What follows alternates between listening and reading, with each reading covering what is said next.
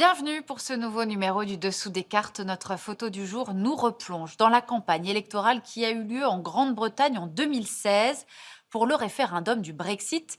Nigel Farage, le chef de file du parti europhobe UKIP, avait alors dévoilé cette affiche, une colonne de réfugiés barrée du slogan Breaking Point, point de rupture, pour souligner le danger d'une population de migrants masculins et jeunes censés venir menacer notre sécurité. Un raisonnement et une peur qui semblent gagner du terrain. Le monde, selon certains, serait au bord de l'explosion démographique, avec de fortes disparités entre le vieillissement du Nord et la jeunesse du Sud, ce qui, sur fond de réchauffement climatique, pourrait accélérer la ruée vers l'Europe de populations venues d'Afrique ou du Moyen-Orient. Alors vous allez voir qu'il faut savoir se méfier des idées trop simples, mais avant cela, commençons par nous compter. En 2019, le monde compte 7,7 milliards d'habitants, très inégalement répartis comme on le voit sur cette carte. Regardez, chaque point équivaut à 5 millions d'habitants, de quoi souligner les concentrations régionales, Amérique du Nord et du Sud, Europe, Égypte, Afrique de l'Ouest et surtout Asie du Sud et de l'Est. Alors si on regarde par continent, sur 100 personnes, 60 habitent en Asie, 16 en Afrique, 10 en Europe, 9 en Amérique latine, 5 en Amérique du Nord et moins d'une personne en Océanie. La moitié de la population mondiale se concentre donc dans ce cercle en Asie qui est le cœur de l'économie mondiale. Dans ce cas de figure, population rime globalement avec dynamisme économique.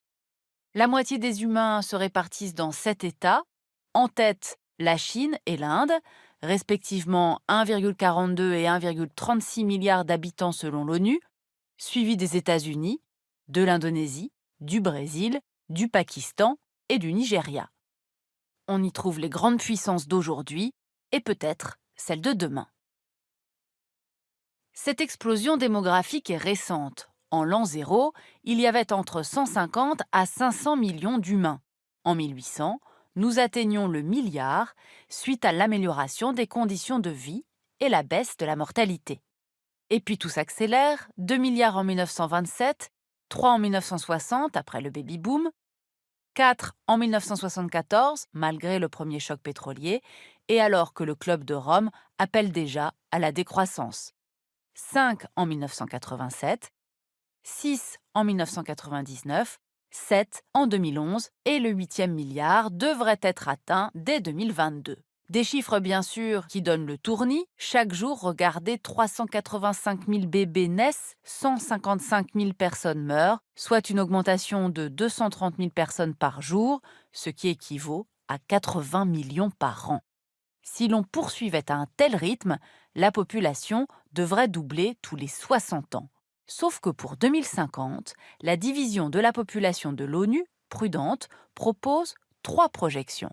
9,8 milliards en suivant en effet l'évolution actuelle, avec plus ou moins 1 milliard si la population croît plus ou moins vite. Et nous verrons tout à l'heure que la tendance pourrait s'inverser. Résultat surtout, jamais la planète n'a compté autant de jeunes. 4 terriens sur 10, 42% de la population mondiale, ont moins de 25 ans. En Afghanistan, en Angola, au Tchad, au Timor oriental, au Niger, en Somalie et en Ouganda, plus des 2 tiers de la population a moins de 25 ans. Seuls 8% des humains ont plus de 65 ans.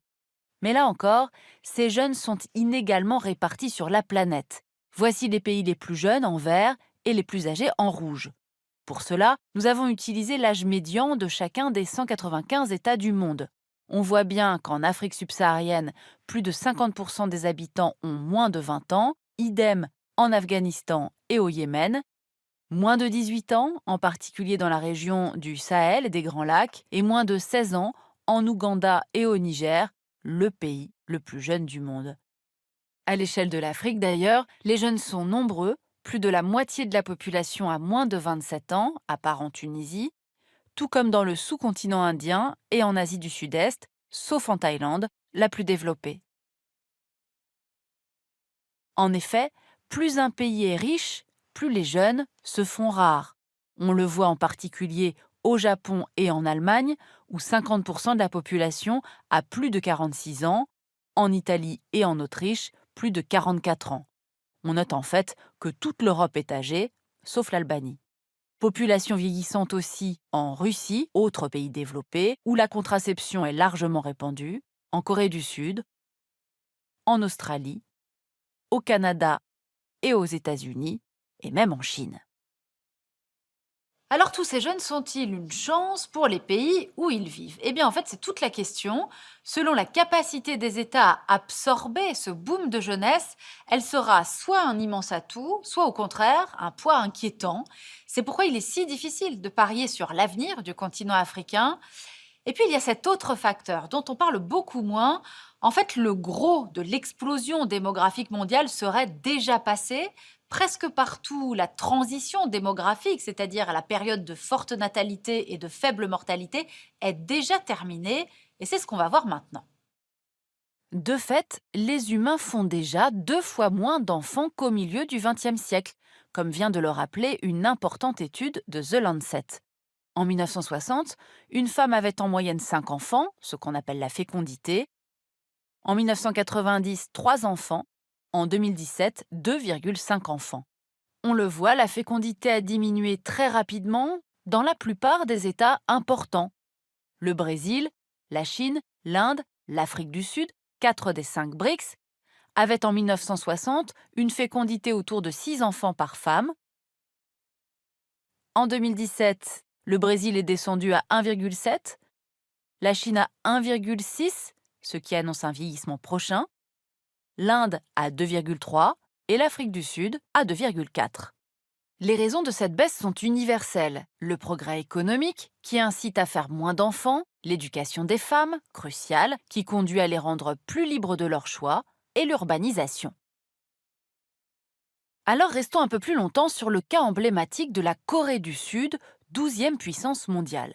En 1960, la fécondité y était la même qu'en Afrique subsaharienne, mais une stricte politique de contrôle des naissances et le décollage industriel du pays vont stopper le processus.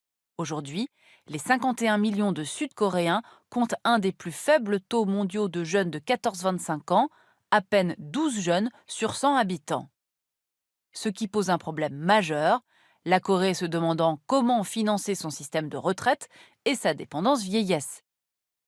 D'ici 2050, le pays devrait perdre 2 millions d'habitants selon l'ONU, à moins de s'ouvrir à l'immigration comme l'a fait l'Allemagne, confrontée à une situation démographique équivalente. Vieillissement des pays développés, mais dans certains d'entre eux, la situation reste contrastée et c'est le cas de l'Inde. L'Inde est coupée en deux. Au nord, Uttar Pradesh, Bihar, Jharkhand, la fécondité reste élevée, car le niveau d'instruction est moindre, le statut des femmes plus précaire, les engagements des États en faveur du planning familial plus faibles qu'au sud, où le taux de fécondité atteint celui des pays développés, par exemple 1,6 enfants par femme dans la région du Kerala. S'ajoute un autre problème croissant, le déséquilibre des sexes en Inde du Nord et de l'Ouest. Du fait de la préférence culturelle pour les héritiers mâles, on compte jusqu'à 120 garçons pour seulement 100 filles.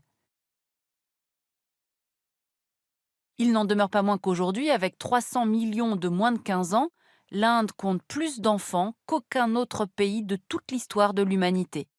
Si ces enfants formaient un pays, ce serait le 4e au monde, derrière les États-Unis, devant l'Indonésie et le Brésil.